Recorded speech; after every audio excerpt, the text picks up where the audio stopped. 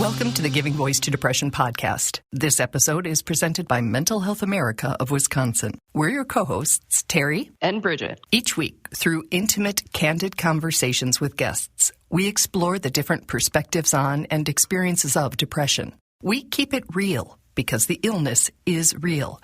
We keep it hopeful because there truly is hope in spite of what depression tells you. We're not experts or therapists. We're sisters and best friends who live with depression and have interviewed hundreds of others who do as well. By sharing personal experiences, we can all learn from each other that while depression convinces us that we're utterly alone, that our best days are in the past, and that we won't experience joy or hope again, those thoughts are symptoms, not truths. Hearing others shamelessly discuss their mental health journeys provides information, connection, and hope, taking away some of depression's power. Hello, Terry. Hello, Bridget. So, I don't know about you, but my mental health tools are getting pretty worn out during this pandemic. I'm trying to make sure I sleep well enough and stay in contact with my support network, including you, to the extent possible these days.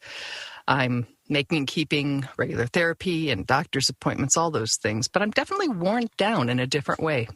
I think even those of us who identify as introverts are struggling. I can't even imagine how challenging a time this must be for people who thrive in social settings. And thinking about that led us to search for some tips or tools that might be new to what we call our mental health toolkits. And we found just that in an article titled 7 Ways to Stay Steady with Bipolar Disorder in 2021 at healthcentral.com, which is a great online resource. The ideas may or may not be new to you, but we hope this discussion with the article's author, Jennifer Tzeses, will nudge you to consider focusing on how you're doing, really doing, rather than just pushing through another day or week without making that assessment that could provide needed information for your mental health management. So here is Jennifer giving her voice to depression. Okay, Jennifer, so one of the reasons I wanted to reach out to you while we address bipolar disorder, because of course it's related to depression and involves depression, I think everything in your article is applicable to somebody with depression, probably anxiety, and a number of other mental health challenges. Basically, we just think it's good advice. So if you're willing to talk through your article, we'd love that. Absolutely. Okay, so the first thing you say is mind your signs, and we would probably call them warning signs. Exactly. So I think what's so important to keep in mind is that bipolar disorder can be triggered by various things. Just even to take a step back, in general, bipolar is it's a serious mental condition, and it's just as the name says, it's polar opposites. So you have on one end of the spectrum depression, and then on the other spectrum, you have mania, which is marked by sort of a euphoric feeling like you're invincible, you can take over the world. Some of the hallmark signs of mania could include, huge shopping sprees, spending money that you wouldn't normally have, or, taking risks like quitting your job or just one day going on a road trip across the U.S. So the condition is really these two major sides. And so really, to get ahead of it, it's a great idea to be on top of your triggers. Triggers in this context are both factors that contribute to our mental unwellness, as well as warning signs that clue us into the fact that we're on the slide, which in the case of bipolar disorder could be up or down. In her article, which we'll link to, Jennifer writes, with mania or hypomania, we may feel more confident or impulsive or even angrier than usual. Signs of depression, as we know, include prolonged sadness, emotional numbness, and lack of motivation. Both can impact and be impacted by changes in our sleep patterns. So, for example, maybe you are having trouble sleeping at night, but then you have so much energy during the day, which is kind of counterintuitive. So this could be an indication that you're shifting into a manic episode. Jennifer says research shows that 69 to 99% of people with bipolar disorder report less need for sleep during a manic episode or having difficulties falling and or staying asleep. It's a huge number. And I think one of the things about mania is that people who are manic feel like they don't need as much sleep. So maybe they're going to bed really late and getting up super early. It's this feeling of boundless energy, which can also perpetuate the state in and of itself. And on the other end of that spectrum, if you find you're suddenly needing more sleep than usual, or you're feeling really tired during the day, even though you got plenty of sleep the night before, that could be an indication of a depressive episode. And during this pandemic, there are people who have never before experienced a mental health challenge, or who were maybe able to power through it before, but with less access to coping mechanisms, including the gym or socializing. They're now feeling burned out, run down, anxious, fearful, any number of experiences that may need to be addressed and controlled. Let's be honest. I mean, this hasn't been an easy year for anyone. I think many people are experiencing depression and having trouble getting out of bed, sleeping longer. You know, it can be debilitating. I have someone in my life who I'm very close with, who I've seen in a depressive state, and it can be scary. I've found them curled up in the fetal position in bed.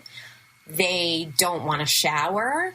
We'll go out to lunch and, you know, she'll put her head in her hands on the table, just wanting to sleep. And, you know, it can be really scary. For them too, I assure you. Yeah, absolutely.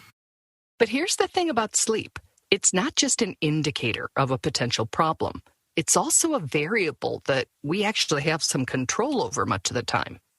Staying consistent when you have bipolar is really important, because sticking to a routine, like maybe you're exercising every day. Well, maybe that's a little aspirational, but whether it's the same time when you exercise, or if you're going to bed the same time every night, it just sets you up for better management of the condition. Which brings us to our favorite part of Jennifer's article, the suggestion to keep written track of some of the key factors that affect and reflect our mental health, like maybe what time you've been going to bed, how long and how well you sleep, what your mood's been like, how much you've been drinking or using other recreational drugs, how social or connected you've been able or willing to be, or whether you've had the motivation to stay on top of your hygiene, household, or work responsibilities. Routinely charting what we decide are key factors that affect our own mental health might let us objectively notice a change way before we're conscious we may be heading somewhere we don't want to go. Keeping tabs on yourself by actually tracking your mood changes can help you get ahead of a bipolar swing, because you're noting how your moods are. So maybe it's just a journal and you write down each symptom that you want to track and give it a rating. So maybe it's just 1 to 10, with 1 being severely depressed, 5 being stable, and 10 being severely manic or hypomanic. And really just check in with yourself every day. But listen, if you've gone for several months without a mood swing and you feel stable, maybe it's enough to just track once a week. That can be done old school style with a pen and paper, like Jennifer suggested, in a journal or on your calendar. Or you can track symptoms with an app. In fact, we'll be linking to another of Jennifer's articles that lists some apps that she's learned of, which could save you some research time. The other thing that tracking symptoms can do is it can alert your doctor if there's an issue with your medication. Because sometimes with bipolar, you may need a tweak, and that tweak could just make all the difference. So if you have a record of your symptoms and how they've been, even over the course of a month, it can be really helpful for your doctor to know what's working and what's not. So let's take this idea out of the mental health arena for a second and just look at it as a general health maintenance tip. You go to a doctor, naturopath, chiropractor, whomever, because something's just not feeling or working right. Say you have headaches, a vision change, a backache, whatever. When asked how long you've been experiencing your symptoms, it'd be much more helpful to answer, they started last Thursday, than to say, I don't know. Same with the shift in our mental states, right? Absolutely. And really, it's an easy thing that you can do. Maybe to get yourself in a routine of doing it, you, before bed every night, at the same time, you give yourself just 5 minutes. It can really go a long way towards helping you better manage the condition. Personally, I haven't had a serious depressive episode in a long time, knock on wood, but I'm doing a lot of things to avoid them, and I've learned a lot from our guests that has helped me. But I do notice dips some days, and I will put a number on my calendar, because I think if there's a series of lower numbers instead of the ones I'm used to or want, I need to be aware of that. And if there are just a couple of them, that's life. People have ups and downs. I get that. But if there's a whole bunch of low numbers in a row, now I know I've got to pay attention. It's a good exercise. I mean, let's say you've been trying to lose weight and you can't figure out, you think you're eating well and exercising, but nothing's changing.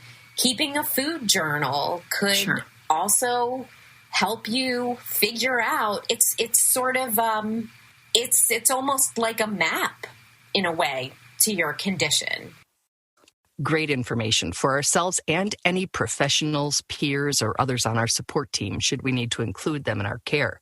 Of course, if we don't keep routines to indicate what's normal for us, there's really no way to notice changes or slips.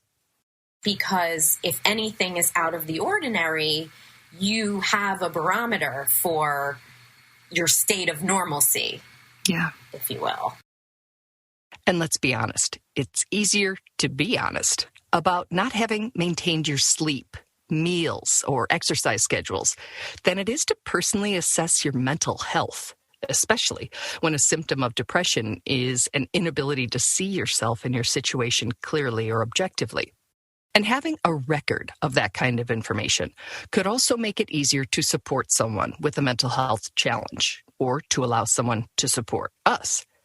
Noting a change in documented behaviors would likely be a safer and better received conversation starter than if you were to say something like, hey, you're being really impulsive or angry or withdrawn or any other symptom. That kind of comment can be really hard to hear without getting defensive. But imagine saying or hearing, hey, I just checked your sleep schedule for the past week and it's really changing. You okay? That'd be better received, and it'd be harder to argue with. Listen, not everyone wants to own up to the way they're feeling. Sometimes putting it out there makes it real. So these are just small, measurable things that are easy for someone to keep track of. And they set you up for success because you're really knowing yourself, and therefore you will know when there is some sort of fluctuation. Yeah, Terry, if it isn't easy these days, I'm not going to do it. So I go with the simple little frown face on the left margin of my daily calendar. And like you, if I see a few of those frown faces in a row, I kind of roll up my sleeves and ask myself about my self-care and how I'm doing and how I'm sleeping, which brings me to my other great tool, which is the Fitbit, because I am an insomniac and it tracks when I fall asleep and how long I sleep. and the quality of my sleep. So between those two, that's how I track myself. I think it's good information. I understand nobody wants another task to do. Exactly. It helps us monitor this and can keep us from sliding. I was delighted when I read it. I just thought, I can totally do that. If I just I fortunately don't have bipolar disorder, so I just have to worry about my depression. And, if I have a 1 to 5 or 1 to 10 scale, I just have to make sure I'm not on the other side of 5 very often. So I think it could be very helpful. It's just another, again, doable, easy way to be self-reporting so that we can, what did she say? It was such a great phrase, to set us up for success. Yes. Yes. Love that. Thanks, Jennifer. So some of the other tips in our article are checking in with family, paying attention to time changes, which can affect our circadian rhythms. Absolutely. And avoiding alcohol, which is so easy to forget is actually a depressant. We'll link to Jennifer's Health Central articles, including the one that we just quoted from and the one that lists some of the apps that will help you track your mental health. I don't happen to have a Fitbit, so that might be where I would turn. That's because you gave me yours. Oh, is that why I can't find it? That's pretty funny. Well, thanks for telling me. I'll stop looking. If you try any of the apps that are in her article, or if you're using a different one to stay on top of your mental health systems, please go to our website, givingvoicetodepression.com, click on the red record widget in the upper left, and leave us an audio message so that we can learn from you and we can all learn from each other. And that reminds me, Terry, of on our Facebook page, you often ask people to sort of report how they're doing. And it's a series of different colored hearts. Mm-hmm. And I guess another easy way would be on your calendar, to do a little red dot on a bad day and a green dot on a good day and a yellow dot or whatever you choose for a mediocre day. Mm-hmm. Yeah, you got to keep it simple. Yep. Easier we make it, the more likely we are to do it. Exactly. We truly hope that our podcast brings a little more understanding, helps you better articulate your experience of depression, or better understand how to support someone else's. We invite you to join us for daily posts on the Giving Voice to Depression Facebook page and on Twitter and Instagram at Voice Depression. It is a comfort to be among fellow travelers on depression's dark road. And remember, if you're struggling, speak up. If someone else is, listen up.